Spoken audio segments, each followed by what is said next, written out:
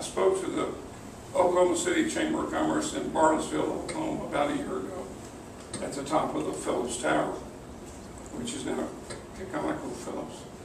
And they were very proud to tell me that they had a blog up to register creative people in Oklahoma now, and did not think that was a wonderful idea. And I said, actually, guys, I don't think it's a very good idea. Creative people don't want to be registered. They want to be left alone. They want to be left to create and make new things happen, to create wealth and ideas. And so in Austin, or in Central Texas, we try to practice intentionality without being intentional.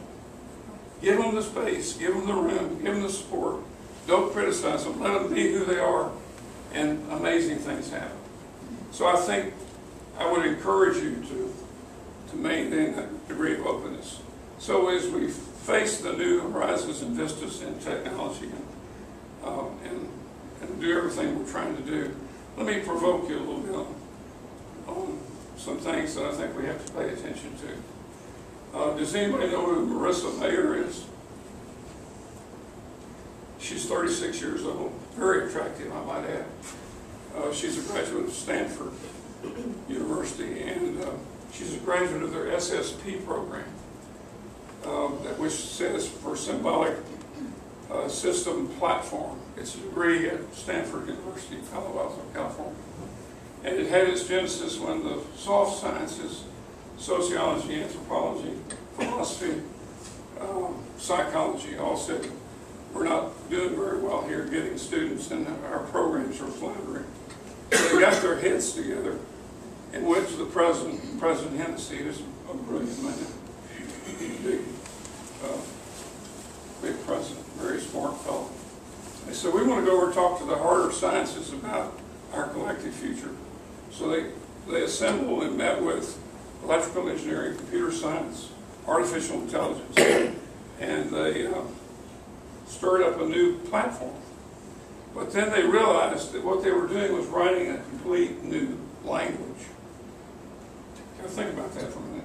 So they took all that and they went to the linguistics school, put all that together. So why does that matter? What Stanford does in Palo Alto, California. But Marissa Mayer is a graduate of the program. She's the head of search for Google. Google Wave, Google Buzz, Google that's telling us all what to do, act, think, say, etc. So think about it for a minute.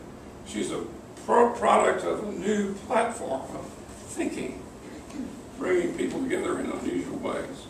So she's got a Twitter account, by the way. So I follow her on Twitter. I recommend that you do too. She's brilliant. And she's going to direct, unwittingly or unknowingly, Marissa Mayer is going to direct how we all interact. And now and in the future, as long as she's there. So I pick up all these kind of things from every kind of source. NPR, they reported that there are 250 colleges and universities in the United States that have a degree or a platform now in video electronic games in universities in the United States of America. 250 universities in 37 states. And big coverage on that this morning. Driving up 130. Interviews with Mark Stromo, who's the chair of the House Committee on all this. And we recruited Twist and Pixel and some other ones lately. And of course, Richard Garriott is resident in Central Texas who was able to afford $25 million to go into space and back. By the way, if you ever get a chance to hear Garriott describe the re-entry and the vehicle that was in catching complete fire, you ought to go hear him. It's quite a story with pictures, and he's looking out the window and he's on fire, but he made it back. Anyway, my point is, who would have thought that, as Dizzy Dean used to say? 250 universities teaching and offering degree programs in video games, electronic. That's a different sort of world, boys and girls, that I grew up in. And it reflects the new millennium generation that is not just coming on, they're taking over. thank goodness somebody's going to do the future for us. So what does all that mean? I think it means that we have to pay extra attention to all of those kind of developments. If you don't look at or subscribe to or have somebody periodically shoving Fast Company magazine in front of you, or Wired, or some of those publications, go force yourself to take those magazines and spend some time with them. You'll be amazed at what's there and what's happening and how dynamic all of this change really is.